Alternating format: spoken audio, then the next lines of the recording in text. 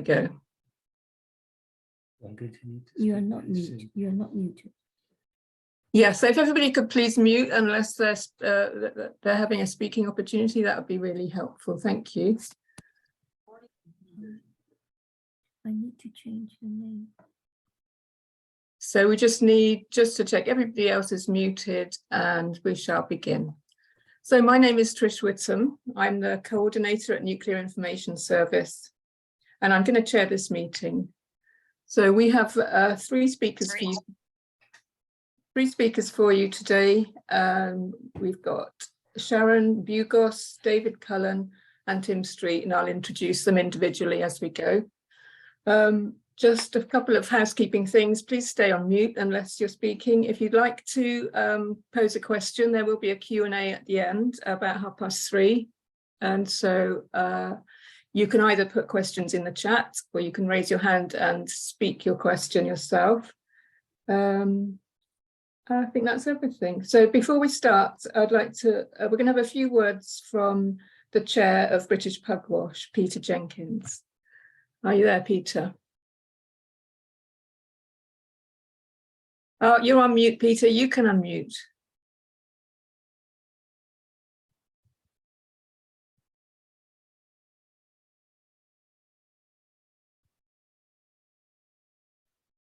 Okay, now. Can you hear me now?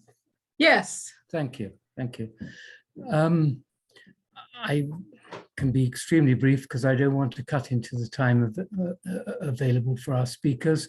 I just want first, of course, to welcome everybody to this meeting on behalf of the Committee of British Pugwash. I then want to thank you, Trish, for the fact that the Nuclear Information Service is partnering British Pugwash in laying on this meeting. And finally, I'd like to thank our three speakers. I'm sure everyone else shares my interest in hearing what they have to say. Back to you, Trish. Thanks very much, Peter. And yes, the feeling's reciprocated. It's lovely to be collaborating again. So the first speaker is Dr. Tim Street, and Tim is the Secretary of British Pugwash. He is also a board director with Nuclear Information Service. Tim. Okay, cool. Thanks, Trish. Hi, everyone. So I'm going to be talking about the Ukraine conflict today and Russia's nuclear policy. So the Ukraine conflict continues clearly to be a subject of deep concern. Fears persist regarding the potential use of nuclear weapons by Russia and the widening of the conflict with no apparent end in sight. A new Cold War involving Russia, China, and the West looms on the horizon. US military leaders are briefing that China may invade Taiwan before 2024.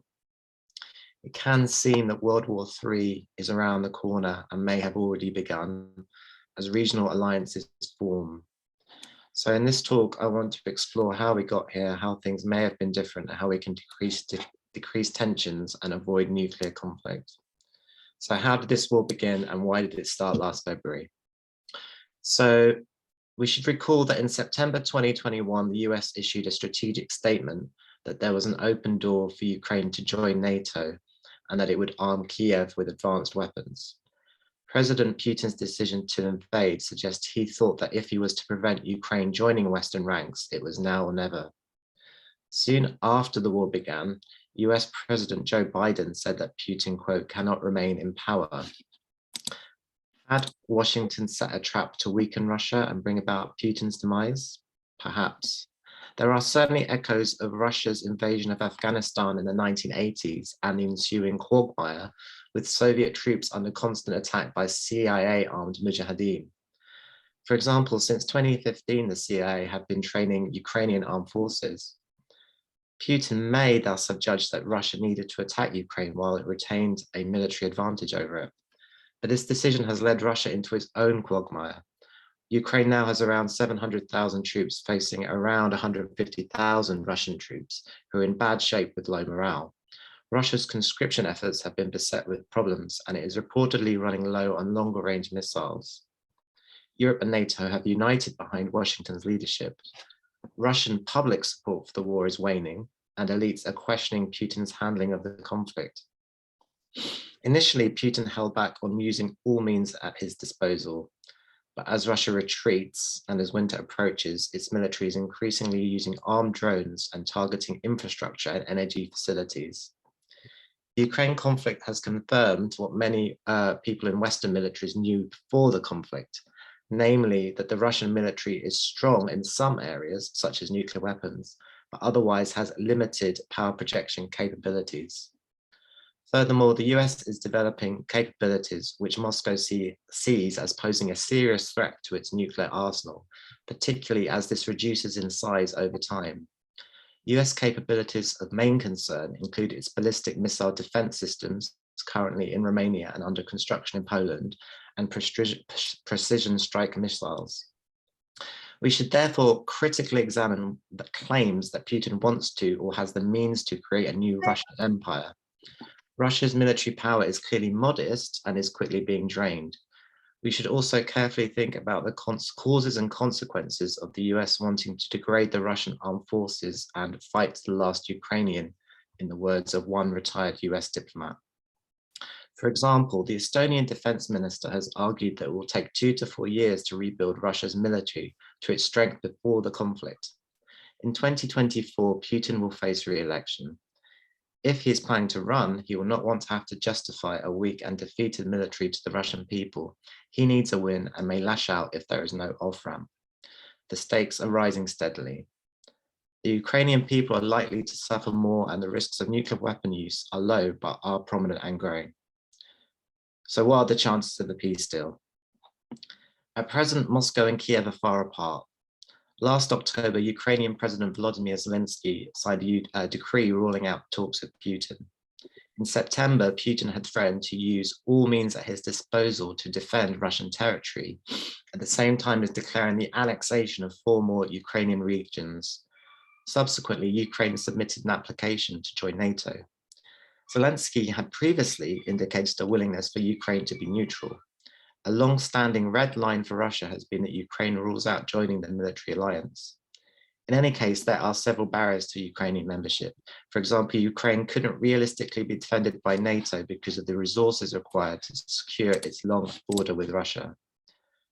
Whilst Kiev feels victory is in sight and is pushing to regain all its lost territory, many analysts warn of a protracted conflict. Russia's occupation of Crimea, which it captured in the 2014 war, is now in the crosshairs as Ukrainian forces advance south via the city of Kherson. Were such gains as Crimea to be threatened, Russia could use more devastating types of military power, particularly if Putin is increasingly pressured at home.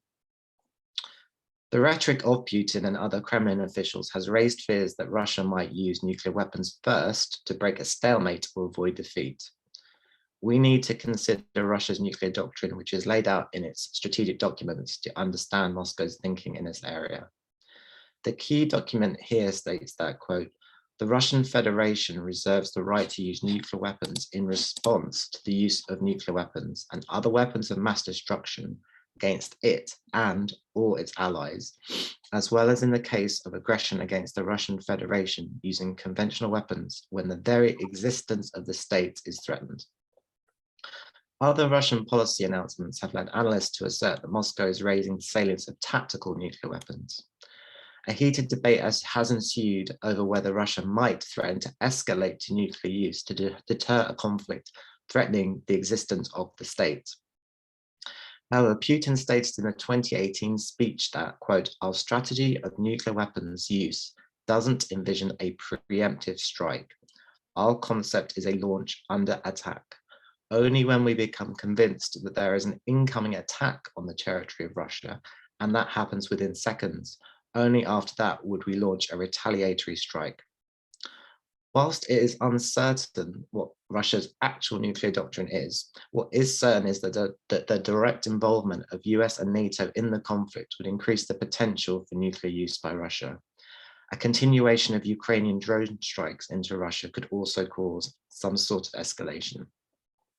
In addition, we must remember that whilst France, the UK and the US criticized Putin's nuclear threats as, quote, military coercion, intimidation or blackmail, they reserved the right to base their security policy on nuclear threats.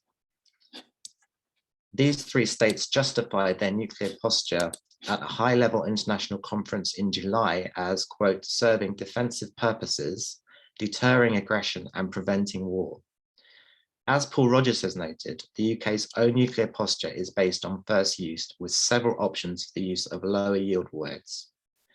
Returning to Russia's nuclear arsenal, it currently deploys around 1,500 warheads at missile and bomber bases or on submarines at sea. The remainder of the Russian nuclear stockpile is in central storage. This includes so-called tactical nuclear weapons. These bombs may have a relatively lower yield, the lowest being around 10 kilotons per warhead, but this is similar to the yield of the bomb dropped by the US on Hiroshima in World War II. Despite this, some analysts argue that tactical nuclear use wouldn't be an effective military option for Moscow because of the sheer numbers required to be decisive.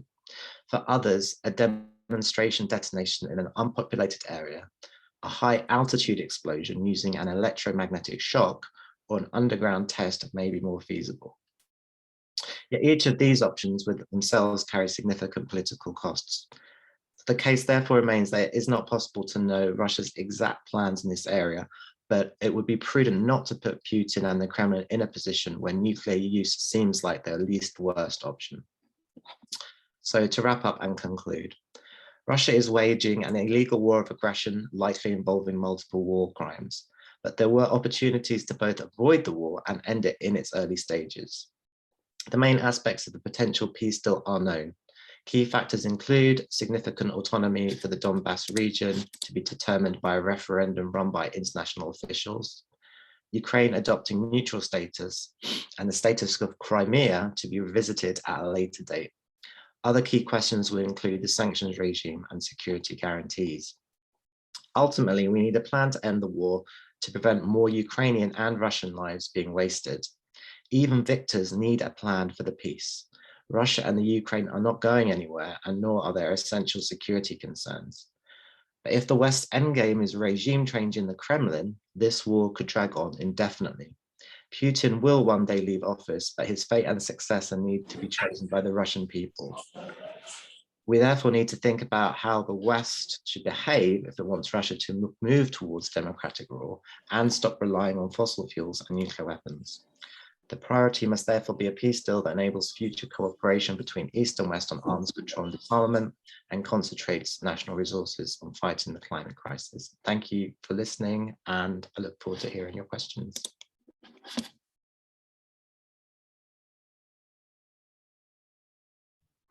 Thanks.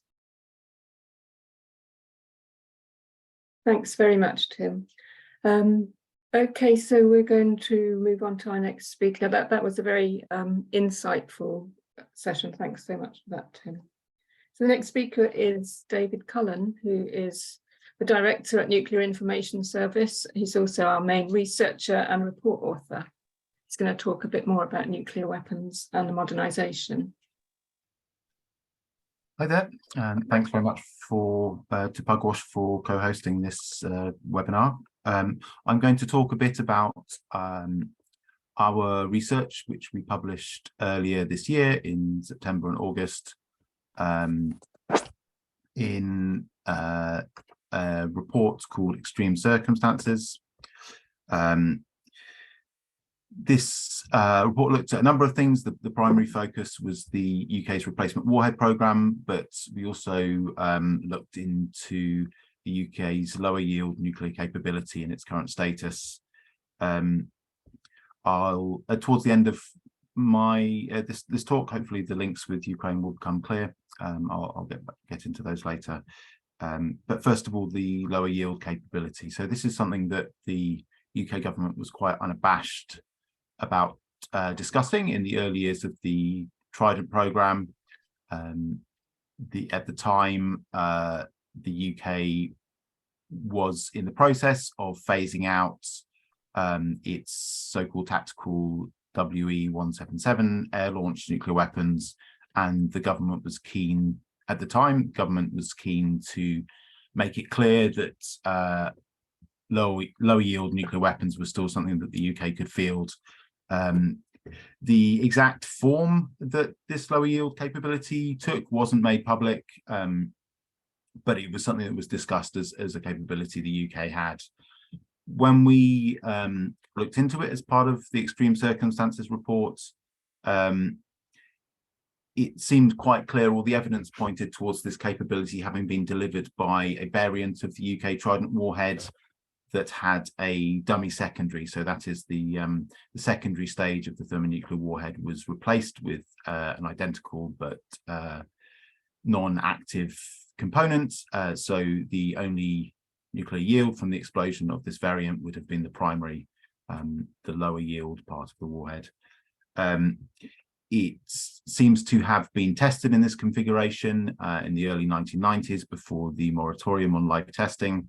And it also seems pretty likely that it was functionally, if not completely, identical to the design of the US W-76-2, the recently fielded lower yield submarine launched warheads announced by the Trump administration. And it seems now certain to continue in the US arsenal under the Biden administration. In the UK, the original intent and probably the practice was that this lower yield variant would have been carried on different missiles on Trident submarines, and the intent was for a range of strike options, possibly two, possibly more than two, to have been available to planners at the time.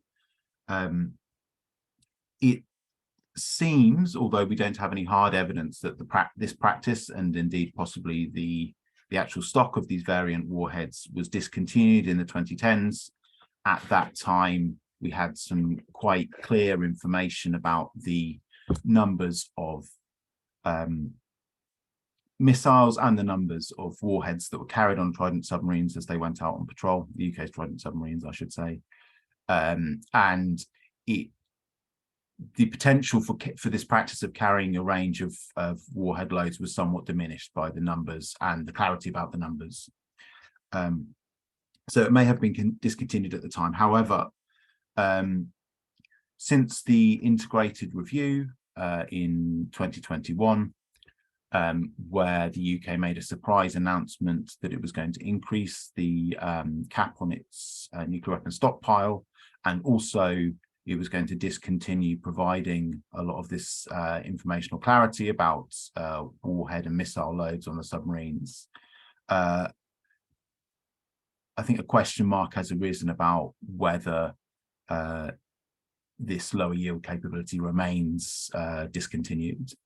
So some of the language in the integrated review is analogous to language used in the early years of the Trident programme, and indeed in the doctrine around the W-76-2, suggesting that again there's a desire or a potential desire for a range of strike options to be available to the UK. There has been a heightened amount of nuclear convoy movements in recent years. This is certainly potentially corresponding to the increase in warheads announced in the integrated review, but it's also could correspond with activity to convert some of the warhead stockpile to this lower yield variant. So I said when I began speaking that I'd come back to the links with Ukraine. The rationale at the time, the early years of the Trident programme, when this lower yield capability was confirmed by and justified by the government, it was justified in terms of providing what was called a credible response to a putative lower yield use by a so-called adversary state. So this idea that that were another state to use lower yield nuclear weapons, planners should be have available to them the potential to respond in kind with a lower yield nuclear strike rather than a full strategic size strike. There is, of course, some question over whether, as Tim alluded to, this so-called escalate to de-escalate strategy exists in Russian nuclear doctrine, but it is very clear that some amount of planning and construction of nuclear posture on both sides of the Atlantic is being undertaken with the assumption that this doctrine does in fact exist, and that nuclear planners should be given options to respond in kind. What's quite interesting, I think, in the case of Ukraine is that we're looking at, hypothetically, but certainly more closer to actual reality than has been the case in the past, a possible lower yield use by Russia, as Tim alluded to. So we're looking at a hypothetical but close to paradigmatic scenario that these lower yield weapons were designed around and planned for. And it's quite clear both that as far as we can see, there's not a major deterrent effect from these lower yield weapons, and a lower yield capability, if it exists in the UK, certainly does in the US. But what is very clear is that these lower yield weapons represent unnecessary and terrifying and escalatory step that we really want to avoid if at all possible. So I hope that once the war is brought to a just and peaceful end as soon as possible, that there's a renewed focus on eliminating so-called sub-strategic weapons as soon as possible. Again, thanks for listening and looking forward to your questions.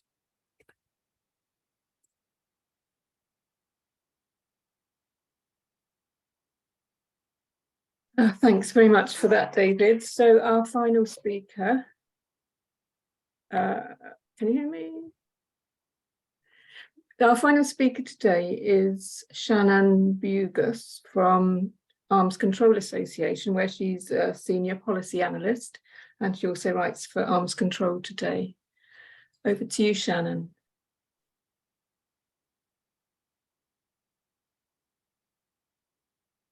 Can you unmute, Shannon? Oh, there we go. No, you're good. Thank you for having me. I really appreciate it. It's good to be here. So my task today is to talk a bit about nuclear risk reduction and arms control between the United States and Russia, especially, as you could probably tell from our two previous speakers, as Putin's reprehensible war on Ukraine continues. So at the very start of the war, the United States, understandably and rightly, indefinitely suspended the US-Russian strategic stability dialogue, which is a long-standing forum in which the two sides planned to lay the groundwork for a more formal bilateral arms control talks to address the only current but soon expiring nuclear arms control agreement between them, the 2010 New START Treaty. So Biden has emphasized, however, that no matter what else is happening in the world, the US is ready to pursue critical arms control measures. This statement is very important, I think, because it emphasizes the fact that arms control provides proven benefits for increasing transparency, predictability, and stability, even, or maybe even especially so, in times of conflict and uncertainty. So formal arms control talks should be on a separate track from the strategic stability dialogue. I just brought up the dialogue because I think it's an important, laying the groundwork for the formal arms control talks to come later. The Biden administration has said, though, that before launching those formal talks, it first wants to see a resumption of on-site inspections that have been paused for nearly 3 years now, due first to the pandemic and now since August due to Russian implementation concerns. So US and Russian officials were scheduled to meet in Cairo at the end of November to discuss this very issue of the resumption of inspections, but Moscow unfortunately canceled this at the last minute. Overall, this does not bode particularly well for an imminent start to arms control dialogue, among many other factors.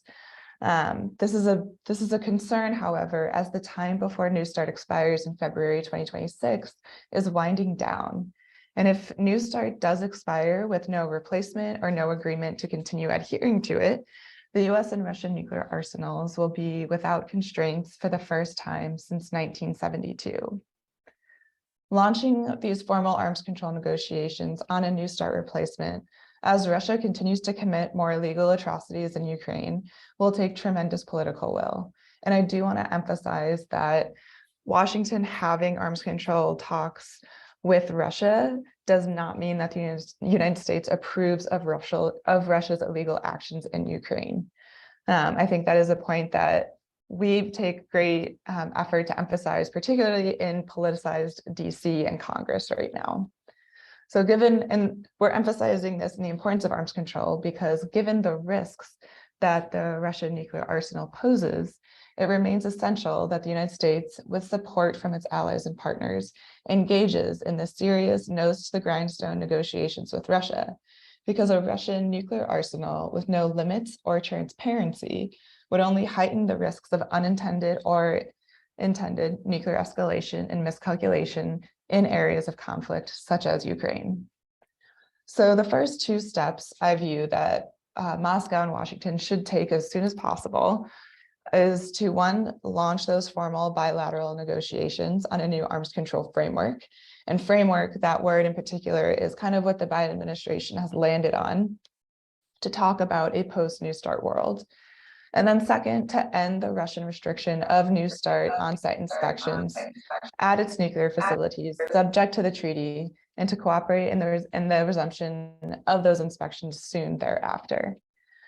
Though this last point, I have shifted my views on it a little bit over the past month or so, because I view the launching of the dialogue to be more like a long-term greater good. And as frustrating as the lack of on-site inspections has been, I don't necessarily view negotiations on a New START follow-on that they should be contingent on the resumption of inspections. But Biden administration has kind of made that as the starting point for talking about negotiations, which does make sense simply because it will show, in the Biden administration's eyes, it will show Russian goodwill towards arms control.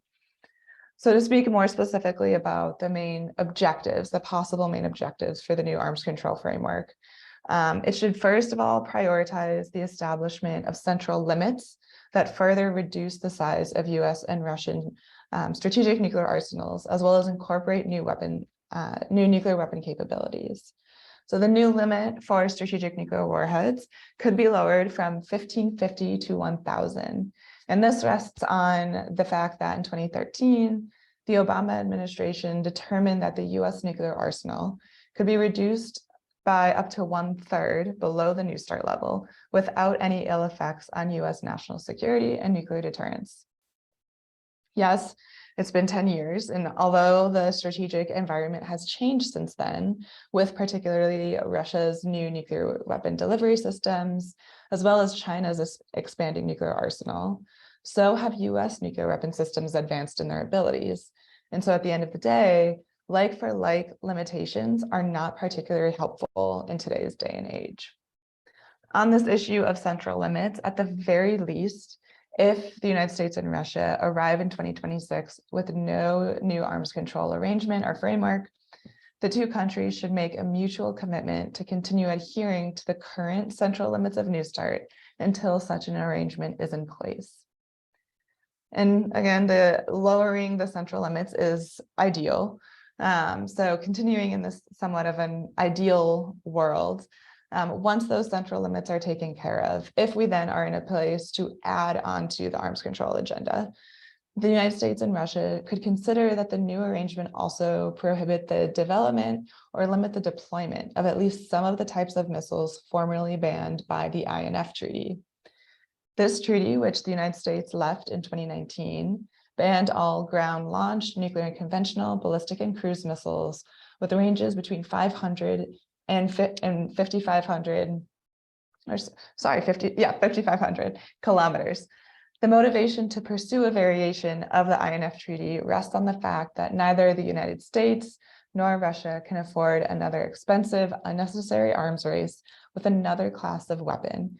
And simply put, these weapons heighten tensions. And kind of as somewhat of a side note, US military officials have already expressed skepticism over the efforts to bring ground-launched intermediate-range missiles to the Army, and noted that there have been issues with locations to actually base these missiles in both Europe and Asia. And then next on the list of ideal priorities for the future of arms control are non-strategic or tactical nuclear weapons, with an estimated 1,900 Russian tactical nuclear weapons in central storage and 100 US tactical nuclear weapons deployed across Europe. These are a point of interest for both countries. With numerous challenges ahead for incorporating those tactical nuclear weapons into the next US-Russian arms control agreement. A simple option to begin tactical nuclear arms control could be to agree to exchange detailed declarations on tactical nuclear stockpiles, including warheads in storage. And the next item on the list that is a main priority for Russia is US missile defenses.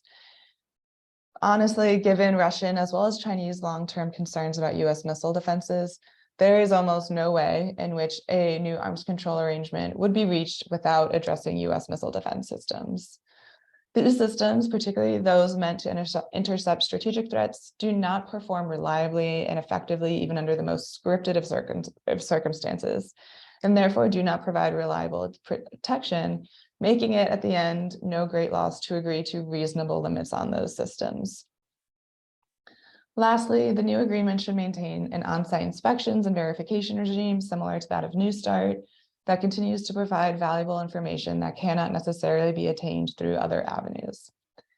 And a quick note on China before I close is that Beijing has repeatedly dismissed requests to partake in US-Russian nuclear arms control, especially as its arsenal remains smaller than the other two countries. Therefore, the best route at this time is for the US to continue to work with China on officially establishing a US-Chinese strategic stability dialogue that includes risk reduction among its main topics of discussion. And risk reduction is viewed very differently from arms control, particularly with China. So it's important to emphasize the risk reduction factor and not necessarily arms control. And then one more quick note to say that this new arms control framework or arrangement doesn't need to take the form of a single agreement. It could be a collection of agreements, right? So the concerns on the table are very wide-ranging and will require very tailored measures to mitigate the specific risks they present and to, if applicable, impose any limitations. Plus, if the two countries aim to ramp up the discussions on new and emerging technologies with strategic effects, the majority of that tech will almost certainly have to be addressed in like side agreements or separate avenues than the current structure of New START. Thanks for your attention, and I'm looking forward to your questions.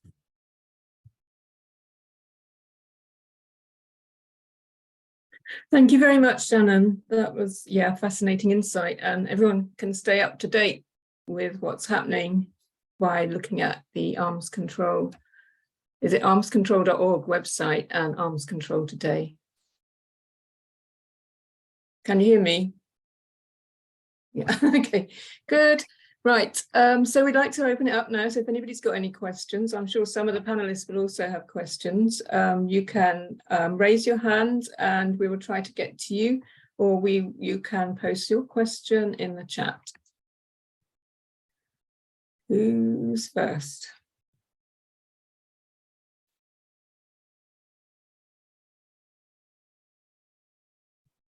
Stuart Parkinson. Go ahead, Stuart. Hi, thanks very much for the presentations. That was really interesting. The one question I had was around the UK's. Now the UK had its integrated review in 2020, at the end of 2020, start of 2021, and as David said, they changed their nuclear, announced an increase in Britain's nuclear arsenal for the first time and made various other changes. And I wonder to what extent that affected Putin's decision-making around whether or not to go to war in Ukraine. Was it indicative of the way things were going in Europe as well as what was happening in the US, and thinking there is no scope for peace with NATO, not even the European partners, and that was that a factor in his decision making, do you think?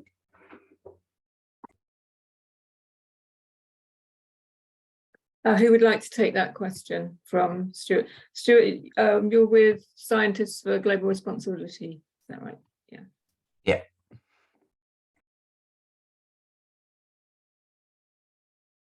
Dave, do you want to go for it, or shall I kick off? You go first. I need to mull this one over, I think. Yeah, thanks, Stuart. I also see Margaret's got her hand up, and I might ask a question in a sec. I don't like I said in my presentation, I think from what I've read and what I understand, what may have been uppermost in Russia's mind were things more to do with how NATO, including the US and the UK, were since 2015 in different ways, both with the CIA and other branches of the military beefing up and supporting the Ukraine military through training, through logistical intelligence support and other types of military support, both naval and for special and armed forces. Basically providing NATO grade support in the Ukraine without Ukraine becoming a member. So I think that the UK beefing up its warhead cap was part of the music, part of the general tenor of the UK's direction in train with US strategic thinking, in terms of, obviously it's in line with where the US is going with this and has been for a while, and Russia knows that. But I think, you know, Russia sees the UK's nuclear arsenal as part of the US's and integrated with NATO, and incremental increases like this, while significant, if we're looking at 40% increase over the next few years, I think it's part of Russia's general sense that the West is less interested in arms control and disarmament than maybe had been previously, but I don't think it was the determining factor. It may have played a role in the general sense of general calculations, as I said, about the timing of the need to invade Ukraine at that moment, but I don't think it was a primary concern.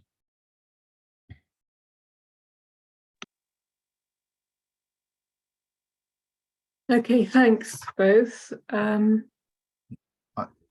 I can chip in on that a little bit. I think I broadly agree with Tim. The focus, as I understand it, insofar as Russia has been forthright and honest about its motivations, the focus was much more on the status of Ukraine. And although in relative terms, the increase under the integrated review was a large step up in the size of the UK arsenal, it was a 40% increase above the level that they were supposed to be reducing to prior to the announcement. It's still very small compared to the US and Russian arsenals. So I would be surprised if that increase would have been had a major effect on Russian strategic thinking, but we'll see. Thanks for that, Dave. Any more on that? Let's move on to Margaret Forbes.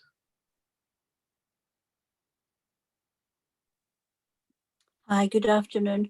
I'm a lay person, but I'm greatly interested in the nuclear thing, and I have not heard any diplomatic, not even one syllable, not a diplomatic syllable has come from the British Foreign Secretary or from the US. There's been nothing but threatening language as far as I can see as a lay person.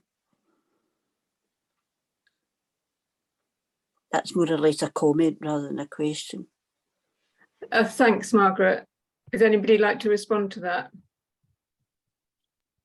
I'm going to really briefly respond, and thanks for the point. I think that it's certainly the case that if you look at Boris Johnson's trips over to the Ukraine, to Kiev, to meet with President Zelensky, and the UK's supply of over £2 billion worth of arms in 2022, and Liz Truss's commitment to match that figure in 2023, and the incredible diversity of arms that the UK and the US at a much greater level is providing to the Ukraine. Clearly, they are presenting this as something that's necessary for the self-defense of the Ukraine, but there's also a much longer term question of to what purpose, to what end is this? And the West's hitherto, well, I say the West, I'm focused on the US and UK here, and the idea of this kind of maximalist position of Ukrainian victory and regaining all its territory may seem attractive, but in the long run, this is fueling the war and really militarizing the region and Ukraine itself. So we have to really look at the UK's diplomatic position here and say, is it right that we are egging on and preventing a diplomatic routes to end this conflict? Obviously now we're in a different position than we were a few months ago, but yeah, I think we need to really look into the UK's diplomatic behaviour over recent months with regards to Ukraine. Thanks, Tim. There's a question in the chat. Do you see that one, Tim? It's Ian's got his hand up as well. yes. Okay. Which one do you want to take first? Shall we take Ian's question then Peter Williams? Go ahead, Ian. Hello. Hi. Yeah, hello. I'm Ian Crossland. I'm with Pugwash member. It strikes me that Putin isn't going anywhere soon. This Ukraine conflict has increased repression, and he's simply digging in even further. So I think any hope that he will somehow be pushed out is probably futile, because he has a very firm grip on all those around him, and they all depend on him for their income and position and so forth.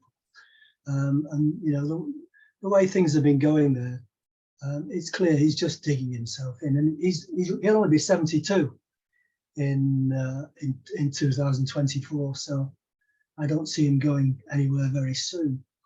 So if that option is ruled out, it seems to me that what's been happening in the last few years is an erosion of trust. You know, and the British move to increase their nuclear weapons is simply another symptom of that. All the things that have been said in America, and then you throw China into the mix as well. So it's very difficult to see a way out of this. And I just wonder if there are any ideas about somehow improving trust in some way, to you know, try to get the sides talking, so that we can at least make some progress. Because at the moment, I don't see any prospect of an improvement, and no hope whatsoever of negotiations on New Start or whatever else you want to call it. Sorry to be so gloomy. Thank you very much for that. Anybody want to come back on that before we move on to Peter Williams? I'm happy to jump in on this one. And Ian, I certainly share your gloomy outlook at times. Everything that I outlined, like I had said, is more of an ideal world. And so not to add to the gloom and doom, but I know I had mentioned that meeting that was supposed to take place in Cairo at the end of November, and everything that we heard about why the meeting was called off is that it came from the top, and it came from pretty high up, which obviously is rather unfortunate, because we were hoping to have that meeting to get the on-site inspections on track, which would lay the groundwork, or help kind of pave the way to start those formal arms control negotiations. So it does not seem that that meeting is going to be rescheduled anytime soon. There was maybe for a hot second a thought that maybe at the end of January. I don't think that's likely. So just in terms of ways to improve trust, maybe see some progress, I mean, first and foremost, this inspections issue in the Biden administration's eyes would go a long way, resolving that issue would go a long way towards demonstrating that Russia is a partner that's working in good faith, is the term that's been used a few times. And so this would mean trying to get the US and allies on the same page for restarting those inspections and what it all means, or the different pieces that it means, including kind of opening up facilities for inspectors, getting inspectors where they need to go, things like that. And arms control in general, I view as an exercise, is a trust building exercise, right? So to have these communications would be really good. And even if there is not a resolution for the on-site inspections issue, if the US and Russia are able to reschedule the meeting that was supposed to happen at the end of November and are sitting down to talk about arms control issues, I would view that as a plus. And that's a really low bar, but this is the reality we're in right now. And so just to have that communication, I think would go a long way in ensuring that they're still talking about arms control and that conversation is not going to be overtaken by issues that Russia had raised in the January strategic stability dialogue that had veered away from the traditional strategic stability agenda. So that's one small piece that I think would make a lot of progress given where we're at right now. Thanks for that hope, Shannon. We have a question there from Peter Williams. He's asking, it's a question for Pugwash people, has Putin's threat of using nuclear weapons strengthened or weakened the long-term aims of Pugwash? Who would like to take that?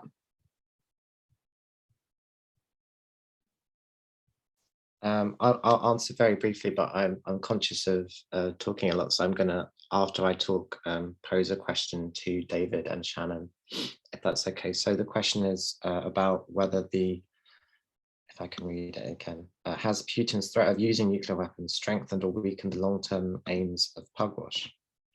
I think at the moment we're in an extremely dangerous situation, and the peace movement and the disarmament movement around the world, in the West, in the UK and the US and other countries that are party to this conflict or involved in this conflict, responded quite slowly, and obviously our attention is split on in multiple ways, because we have to deal with thinking about the climate crisis, to thinking about COVID, thinking about austerity, and all these different issues. And it can seem like there's very limited political space to discuss big picture alternatives, but I think that's why organizations like Pugwash actually are very important and do matter. And the same goes for Nuclear Information Services and Arms Control Association, because they're able to provide a critical independent outlook and an alternative to the kind of business as usual politics and policies that exist in states and state institutions.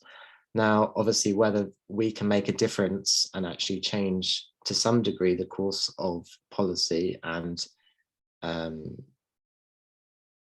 enable a revitalization of arms control, disarmament, and strategic stability in Europe is up to us to pressure our governments, because we have that ability in the West, whereas in Russia there's obviously much less freedom and ability to do so. So I'd say this is the time when activism and debate and dialogue really matters more than anything else. But yeah, my question I just really wanted to cheekily pose to David and Shannon is, firstly to David, is about, in terms of an incoming perhaps Labour government, what do you think their priorities might be or should be? Would you propose to them on arms control and disarmament and around the nuclear field? And for Shannon, I was interested to hear your thoughts about the nuclear posture review recently, and on a more technical level about how to reassure Russia that the US's BMD deployments in Eastern Europe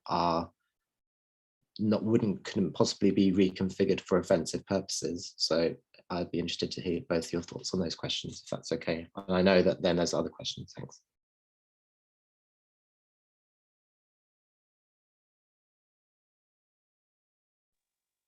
Would you like to go first, Shannon? I feel like I've also spoken a fair amount. Sure, I'm happy to. Thanks for your question, Tim. So on the NPR, I mean, bottom line up front, it was somewhat disappointing, but on the other hand, expected. So there was a big push for the Biden administration to really rethink, particularly the US declaratory policy. The Biden administration did land on fundamental purpose. So the fundamental purpose of the US nuclear arsenal is to deter and, if necessary, retaliate against a nuclear weapon strike. So there was kind of no first use or sole purpose were the options on the table that a lot of groups were advocating for. In the end, I kind of think of the Biden administration NPR as a mixture of Obama's and Trump's, right? So Obama on declaratory policy had the same thing. And then the pieces of the Trump administration NPR that worked its way in were particularly some nuclear weapon capabilities. So some were abandoned, some were kept, like the low yield W76-2. So you can see it's just a mixture. I don't view it as particularly unexpected. This was a lot of essentially over the past 2 years, we've had a lot of kind of insight into how the Biden administration was handling the nuclear weapons arsenal and policies. And so this is somewhat in line with what we've seen of not rapidly changing the course from the Trump era while reverting to some Obama era policies. And then second, on reassuring Russia on the BMD in Europe. And I think this one has a somewhat straightforward solution, and it's not anything new, is to hold a small demonstration of the system to ensure, or particularly of the interceptors, to ensure that they cannot be reconfigured for offensive purposes, because I think that's kind of the main sticking point. There has been talk about having that demonstration or visit by Russian inspectors. Russia had included it as well as part of its proposal, which was flawed. I still view it as a potential starting point, but its proposal for like post-INF world for a moratorium, there we go, that's the word I was looking for, moratorium on the deployment of INF range missiles, as well as some mutual verification mechanisms. And so this was a piece of that. So it's been on the table. I think that would be a fairly straightforward way to handle it. Thanks, Shannon. We now have Rob Forsyth. We've got two more hands Trish, up. I did ask Dave a question as Oh, well. sorry, Okay. Tim. Yeah, go ahead, Dave. No problem. Priorities for an incoming Labour government. I wouldn't. This is a wish list. I wouldn't hold that much hope of these things being acted upon.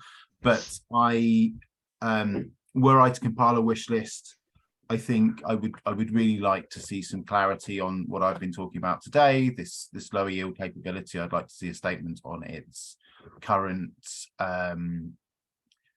status and a commitment to phasing it out at the earliest possible opportunity, and some sort of as binding as possible commitment not to recommence it. I'd like to see the UK adopt a proper no first use policy. Its weapons, as far as we can tell, are very much designed around a second use scenario. And I don't think that there's a very strong case that the UK would lose very much from adopting a proper no first use posture. I'd like to see a lot more transparency. I'd like to see them put something meaningful on the table at the NPT, but we're really getting into cloud cuckoo land here in terms of where things currently stand. One more thing I'd mention is in extreme circumstances, one of the things that the major recommendation was that for the replacement warhead project, which I think by the time a Labour government comes in will be fairly underway and is very unlikely to be cancelled or amended. But what I would like to see is a clear policy from government that if this is going ahead, that it's not going to involve an increase in capabilities, and it's going to be designed such that it can be easily verifiably disarmed when the UK finally lives up to its disarmament commitments, that it's designed in such a way that components aren't going to wear out and there's not going to be a justification for further warhead models down the line, that kind of thing. Thanks, Dave. Okay, and the extreme circumstances that you referred to is our new report, which is available on our website. So Rob Forsyth, are you able to ask your question? I think it's for Tim.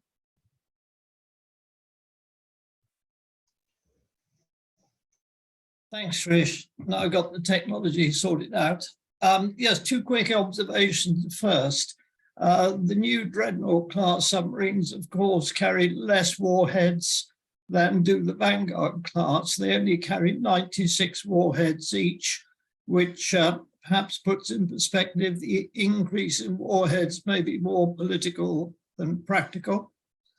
Secondly, if you're the recipient of an incoming Trident missile, you won't actually be able to identify whether it's a low yield or a full yield warhead, and whether it's fired by an American or a Royal Navy submarine, which therefore you probably would tend to suppose the worst case.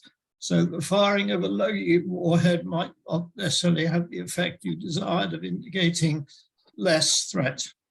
But my question is for Tim Street, and I just wondered whether what he feels is the impact or might be the impact on the situation in Ukraine now, by the statement of the G20 in Bali recently that the threat or use of nuclear weapons is inadmissible, a statement made at government level, which is quite unique, really, and will that have any impact?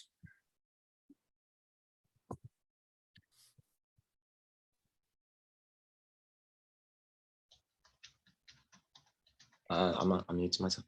Thanks, Rob, for your comments. I think anything that reinforces the nuclear taboo, anything that strengthens the political sense that nuclear threats by any nuclear weapon state are inadmissible and draws attention to previous rulings by the International Court of Justice regarding the threat or use of nuclear weapons being illegal and against international law in its several guises. And also that maybe brings people's attentions to the Treaty on the Prohibition of Nuclear Weapons and states' commitments to agreements such as the NPT are all to the good. But ultimately, because of the centralization of control of these weapons, there needs to be in the long run or the medium to long run, as I've written about, political control being wrestled away from the centralized military establishments so that there is democratic control of these weapons. And I think whilst international pressure is welcome, there also needs to be domestic pressure too, and that includes from British and American citizens.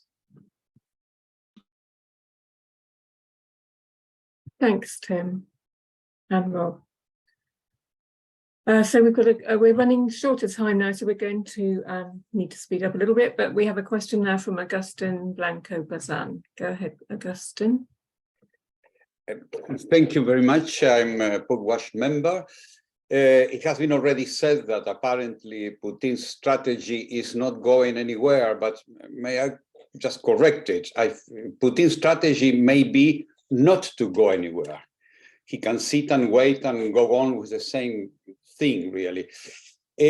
I would suggest that it's not the first step to prevent a nuclear attack or whatever may happen, to try to desperately get a ceasefire in this very moment. Nobody talks about it.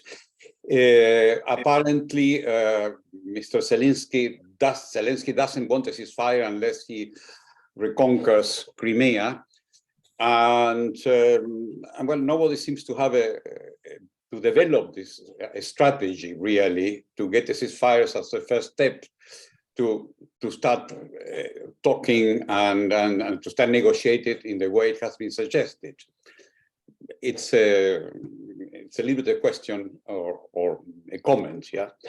Then Labour plays second fiddle to the Conservative government in both international politics and in Europe, and then the conservative government pays second fiddle to the United States. I mean, that's all. I mean, those questions are easy to answer, I would say. So, but my main question is about a ceasefire as the first step.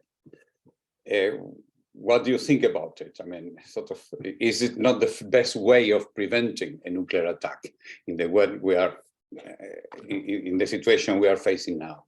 Thank you. Thank you. Who would like to come back on that?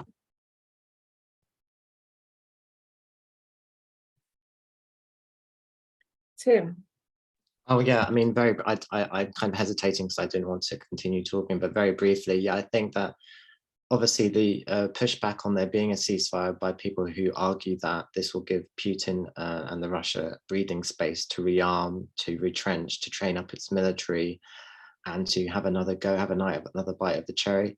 And yes, that may be the case, but in the meantime, Ukrainian people have had their water cut off, their electricity cut off, their heating cut off. The war, as I've outlined, we could escalate it as further strikes take place both within the Ukraine by Russia, and Ukraine now seems to have given the green light to conduct strikes into Russian territory.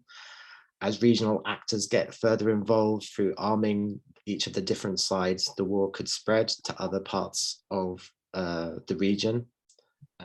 So I would obviously welcome peace talks, and that needs to be linked to the ceasefire, but clearly there needs to be a political discussion as well as just a ceasefire, because I don't think we'll get anywhere without that. Great, yes, thank you. And thanks, Shannon, for coming back on Martin's question in the chat. I think there's one more question. Well, it's a comment, but maybe there's somebody who would like to respond to David Wolf's question that, or comment, that we haven't really spoken about what the West response would be if there was a nuclear attack on Kyiv. I can comment on this just briefly. I mean, so far we haven't heard anything from the West besides the fact that there would be severe consequences, but we do know behind the scenes, at least speaking from Washington, that the Biden administration, and I think the UK as well, though someone correct me if this isn't true, but the Biden administration has held tabletop exercises to figure out what the various response options might be, whether political, economic, military, a mixture of all of that. Besides that, we don't really know anything. I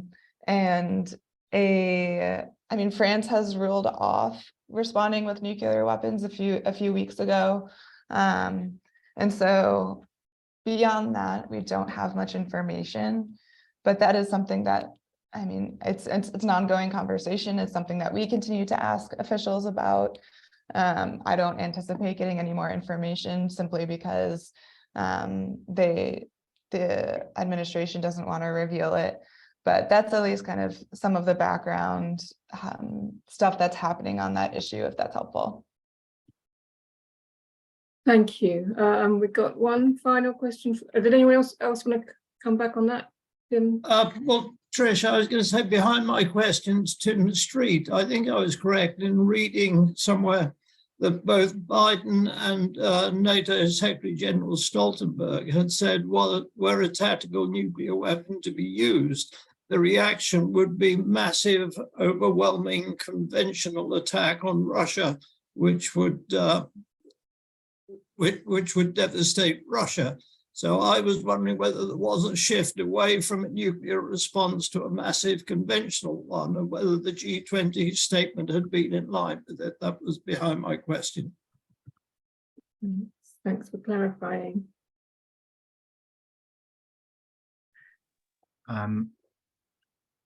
Dave? It's a really tricky one.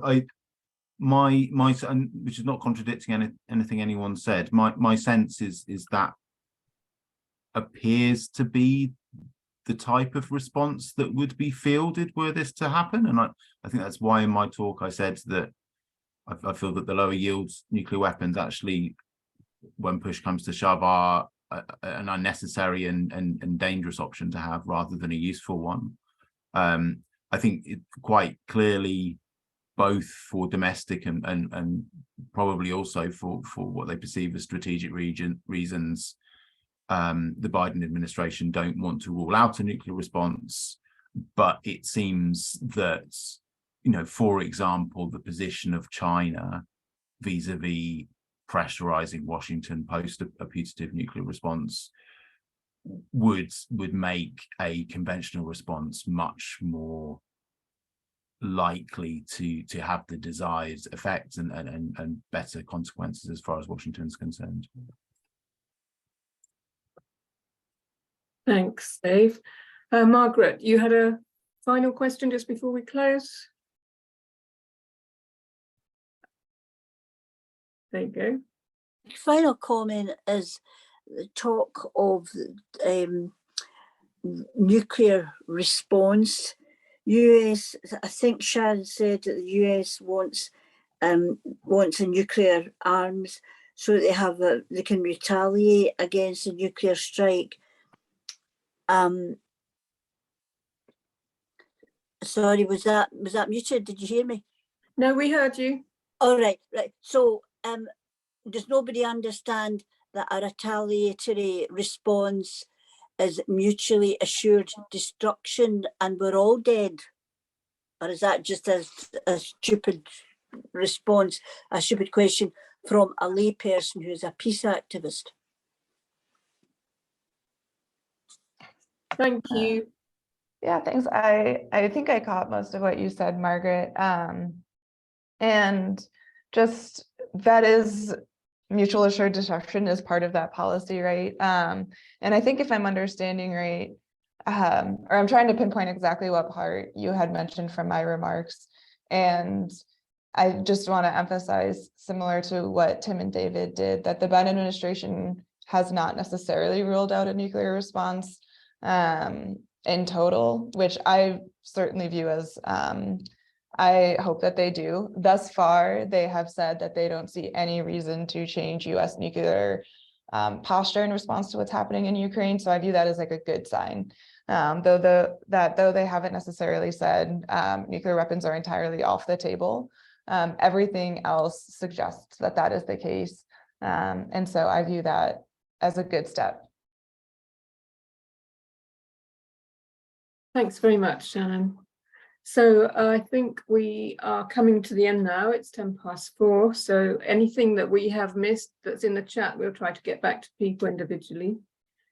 We hope that you can find the link to this recording should you want to watch it again or share it with somebody who missed it. Then it's going to be in the next few days. It'll be on our YouTube channel, Nuclear Information Service YouTube channel. And you'll be able to find it via our website, nuclearinfo.org.